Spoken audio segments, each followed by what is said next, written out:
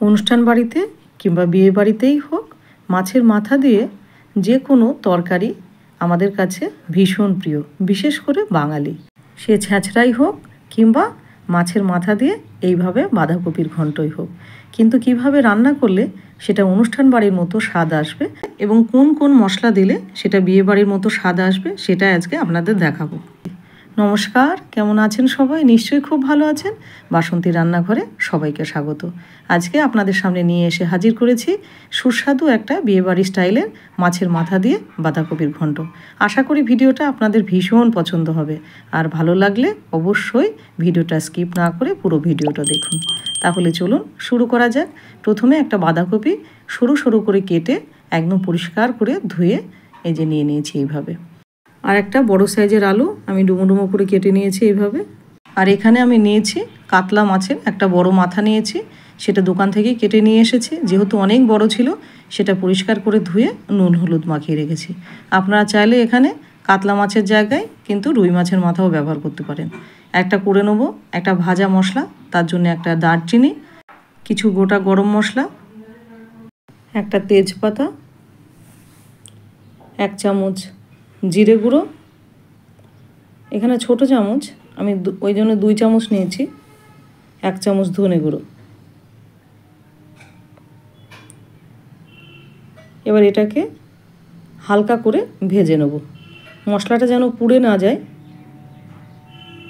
এবং সুন্দর গন্ধ বেরোলে এটাকে নামিয়ে নেব। হয়ে গেছে। এবার কড়াইতে তেল দিয়ে তেলটা খুব ভালো করে গরম করতে দেবো। তেলটা গরম হয়ে গেছে, এবার কেটে রাখা মাছের মাথাগুলো ভেজে নেব। দেখতেই পাচ্ছেন মাথাটা অনেক বড় ছিল এবং কেটে না নিয়ে আসলে কিন্তু বাড়িতে অসম্ভব কাটা। এবার মাছের মাথাটা যখন ভাজবেন গ্যাসের ফ্লেমটা কিন্তু লো টু মিডিয়াম করে রাখবেন, কেননা হাই হিটে যদি ভাজেন তাহলে মাছের মাথাটা ভিতরটা কাঁচা থাকবে আর উপরটা পুড়ে যাবে। আর খানিকক্ষণ পর পর একটু এরকমভাবে উল্টে পাল্টে দেবেন যাতে সব দিক ঠিকঠাকভাবে ভেজে যায়। আমি মাছের মাথাটা খুব সুন্দরভাবে ভেজে নিলাম। দেখতেই পাচ্ছেন একদম ঠিকঠাকভাবে ভাজা হয়েছে, একদম পুরো মুচমুচে হয়ে গেছে। আর এটা যদি কাঁচা থাকে তাহলে তরকারিটা দিয়ে কিন্তু আঁশটে একটা গন্ধ বেরোবে। মাছের মাথাটা ভাজা হয়ে গেছে আমাদের। এবার অন্য একটা কড়াইতে নিয়ে নেব খানিকটা সর্ষের তেল। এই রান্নাটা আমি পুরো সর্ষের তেলেই করব, আপনারা চাইলে সাদা তেলেও করতে পারেন, কিন্তু সর্ষের তেলেই বেশি স্বাদ হয়।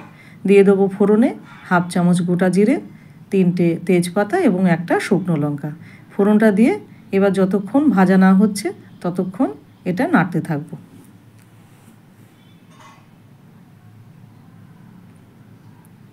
ফোড়নটা ভাজা হয়ে গেছে, এবার দিয়ে দেবো কেটে রাখা আলুটা।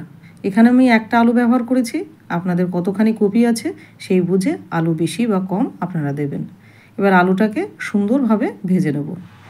আলুটা ভাজা হয়ে গেছে, এবারে দিয়ে দেবো একটা বড় সাইজের টমেটো নিয়েছি, সেটাকে দিয়ে দিলাম। এবার দিয়ে এটাকে ভালো করে কষিয়ে নেবো আলুর সাথে। টমেটোটা দিয়ে মোটামুটি 5 থেকে 7 মিনিট আমি এইভাবে নাড়াচাড়া করে, এবার টমেটোটা একটু নরম হলে দিয়ে দেবো 1 চামচ জিরে গুঁড়ো, 1 চামচ লাল লঙ্কার গুঁড়ো। আপনারা চাইলে এখানে কাঁচা লঙ্কাও ব্যবহার করতে পারেন। এবার দিয়ে দেবো 1 চামচ ধনে গুঁড়ো এবং দিয়ে দেবো 1 চামচ আদা বাটা।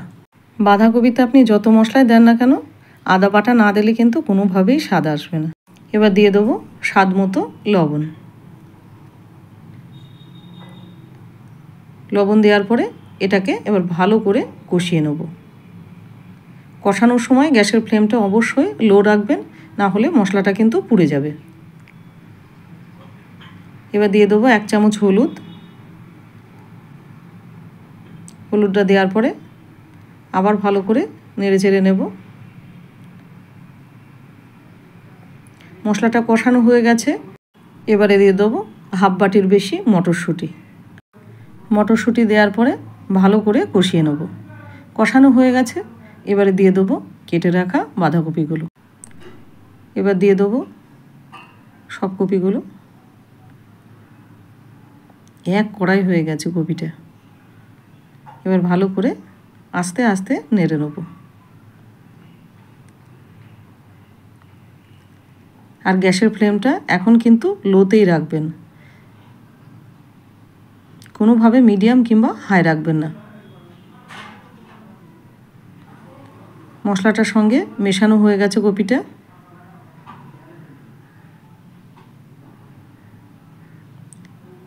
এবার মেশানো হয়ে গেছে, খানিকটা কমেও গেছে।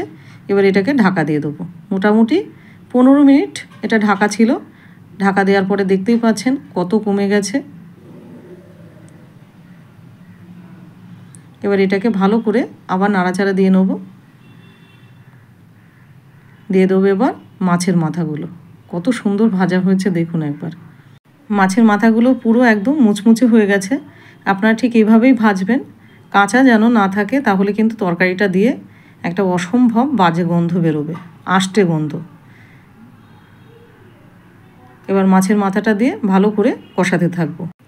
10 মিনিট ধরে এটা কষিয়ে নেব। মোটামুটি 10 মিনিট তো বটেই, আর থেকে থেকে একটু নাড়াচাড়া দিয়ে নেব। 10 মিনিট হয়ে গেছে মাছের মাথাটা দিয়ে কষানো। তরকারিটা কিন্তু অলমোস্ট আমাদের কমপ্লিটের দিকে। এবারে দিয়ে দেবো 1 চামচ চিনি। চিনি তো দিতেই হবে। আর দিয়ে দিলাম এবার ভেজে রাখা মশলাটা খানিকটা দিয়ে এবার এটাকে ভালো করে মিশিয়ে নেব। এবার দিয়ে দেবো ফ্রেশ একদম ধনেপাতা, অনেকটা পরিমাণেই দিয়ে দিলাম ধনেপাতা। দেওয়ার পরে ধনেপাতাটাও ভালো করে মিশিয়ে নেওয়ার পরে দিয়ে দেবো একদম গাওয়া ঘি।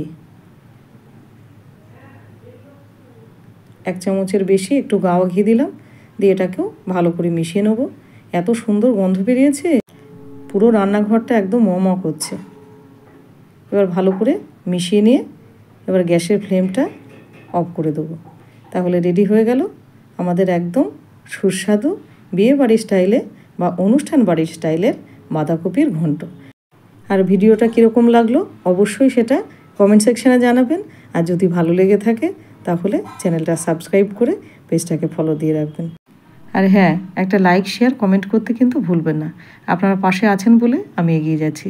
আর যারা আমাকে সাপোর্ট করছেন তাদের আন্তরিকভাবে তাদের ধন্যবাদ জানাই। আর ভিজিট করুন বাসন্তী রান্নাঘর, সেখানে অনেক ভালো ভালো রান্না আছে। তাহলে আজকের মতো চলি, আবার দেখা হবে অন্য কোনো রেসিপিতে। ভালো থাকবেন।